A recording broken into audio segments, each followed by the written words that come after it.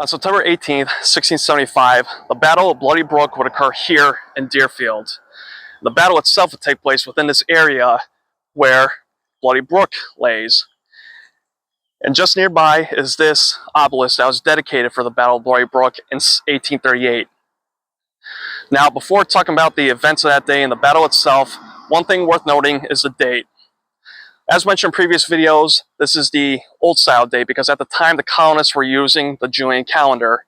But in 1752, they would transition to the Gregorian calendar, which is used today. Thus, the adjusted date will be September 28th, 1675. But for simplistic purposes of the video, the old style dates will be utilized. Now, before getting into the battle, it's important to kind of bridge the gap between the siege of Brookfield and the Battle of Bloody Brook. There's a lot of things happening in between there.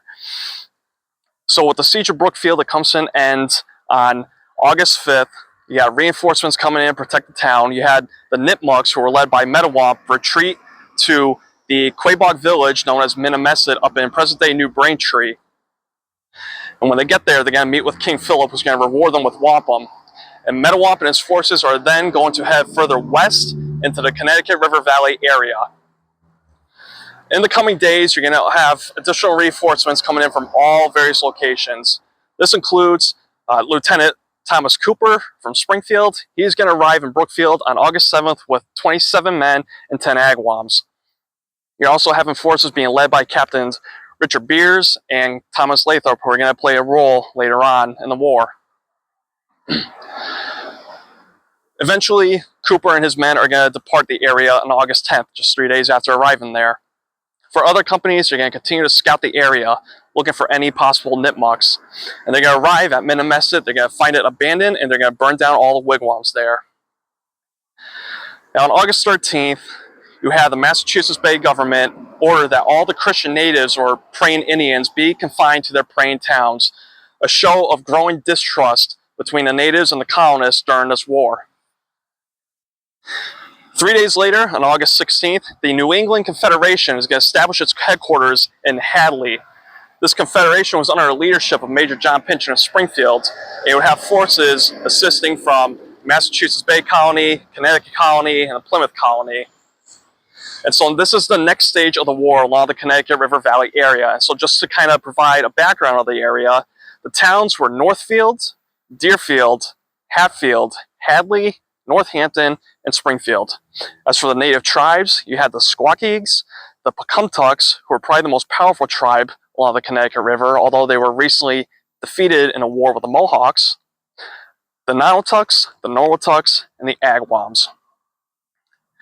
Now, a week after the New England Confederation established its headquarters in Hadley, a council of war is going to be held there, and in attendance is going to be a Norwatuck sachem.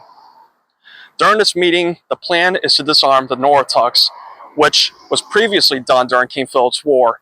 However, as the Norwatucks were able to show that they could be trusted and were not going to aid King Philip, they were given back their firearms. But again, the war is spreading to that area, the distrust is growing, and so the council is again going to try and disarm the Norwatucks. And so the Norwatuck sachem would try to plead the case for his people to not have them disarmed, but to no avail. The plan is going to follow through. And so the Norwatuck sachem is going to head back to the Norwatuck fort, which is located in Hatfield, opposite of where Hadley was. And he's going to try and lead by example and give up his firearms, encouraging his people to do the same, try and maintain peace with the colonists. During the day, a messenger is going to be sent to the fort to look for an answer from the Norwatucks on whether they're going to disarm themselves willfully or not. And they stated that they would need more time. And so the messenger would head back later at night, seeking an answer again. But this time, he is ridiculed. And so he's going to come back to Hadley, where Captain Lathrop, Captain Beers, and about 150 men are going to make the decision to head to the fort themselves. And so they're going to get there on the night of August 24th, but when they arrive, they find it abandoned. All the Norwatucks, men, women, and children, have started to head further north to join the Pecumtucks up in Deerfield. However, they did find one dead sachem, and this sachem may very well have been the one who was in attendance with the council the day before. And so Beers and Lathrop and their company are going to be in pursuit of the Norwatucks, and eventually they're going to come together in present-day Whately at a site that was called Hopewell Swamp. It stood just below Mount Sugarloaf. And this is where the first conflict along the Connecticut River during King Philip's War occurs. It becomes known as the Hopewell Swamp Fight. And during this fight, Beers and Lathrop are going to lose 10 of their men, and the Norwottucks are going to lose 26 of theirs. But they will continue to head further north and join the Pecumtucks. A few days later, on September 1st, there's going to be an attack on Deerfield and Hadley. And this is going to be September 1st, when Deerfield is going to be attacked by about 60 natives, this band of natives who most likely comprise of Norwottucks, Nonotucks, Pecumtucks, and various other local tribes. During this attack, one garrison soldier is going to be killed, as well as 1 or 2 natives. The next day, Northfield is going to be attacked, and there you're going to have 10 colonists killed, along with about 1 or 2 natives as well. And so on September 3rd, Captain Beers is going to lead a company of 36 men up to Northfield to protect the town. Unbeknownst to him, however, an attack has already occurred. And so he gets to Northfield on September 4th, and he's going to be attacked. And this becomes known as Beers' ambush. During this ambush, you had 21 of the 36 men of the company killed, Beers being among them. You also had 25 natives killed as well, of about the 150 or so that were gathered there. This most likely comprised of Squawkeegs, who were up in the Northfield area, possibly the Nashaways, who were led by Sagamore Sam after they had successfully attacked Lancaster a few weeks prior, the Pecumtucks, and again, other various tribes. After Beers and his men were killed, they were beheaded. The heads were placed on pikes and put on display for people to see. And you can visit the site of Beers' ambush along present-day Route 63 in Northfield, where they have various markers and monuments. And opposite of there is King Philip's Hill, where it's believed he encamped during the winter of 1675. On September 6th, Major Robert Treat from Connecticut is going to arrive in Northfield with about 100 men.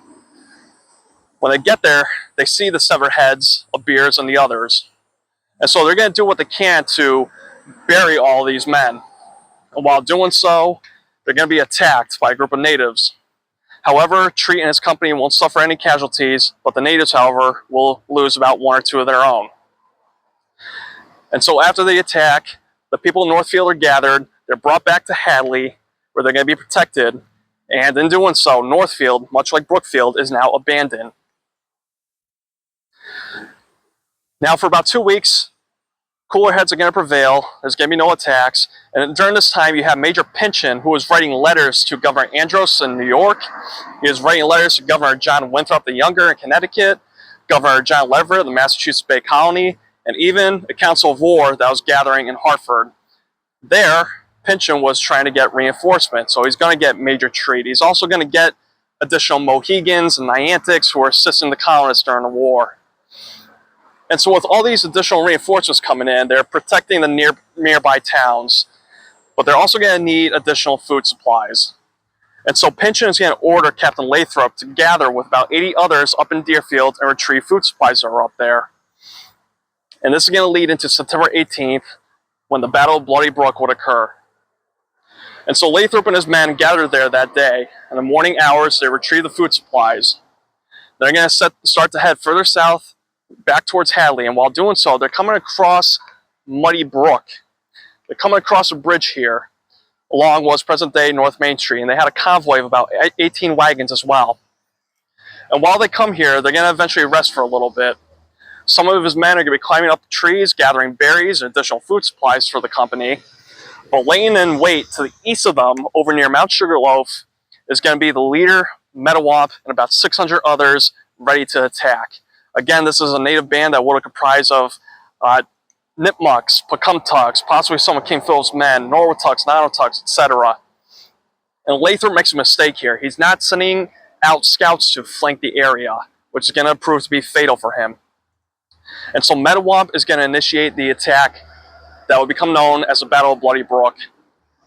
And so during this battle, Lathrop's company is going to suffer heavy casualties. They're going to lose about 77 of their 80 or so men, Lathrop being among them. And so you're going to have Captain Samuel Mosley and about 60 others who are going to arrive from the south up here, and they're going to see the natives stripping Lathrop and the other dead men of their valuables and possessions. And now Mosley goes into the offensive and continues the battle. And this is going to be in the late afternoon. Now, by the early evening, you had Major Treat and his 100 men and some 60 Mohegans come from the north, and they're going to provide as reinforcements for Moseley. And eventually, the battle will finally come to an end. Now, as for the natives, their losses were 96. So this is heavy casualties on both sides here. And this was most likely one of the bloodiest and deadliest battles during King Philip's War, most certainly the deadliest along the Connecticut River. So much blood had been spilled at the Muddy Brook that would eventually have its name changed to Bloody Brook, which is still retained to this day. The next morning, Moseley and his men are going to gather Lathrop and the others who have been killed and lay them in a mass grave along present-day North Main Street.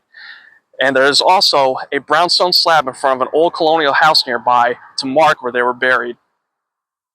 But in 1838, a new monument is going to be erected to commemorate the Battle of Bloody Brook.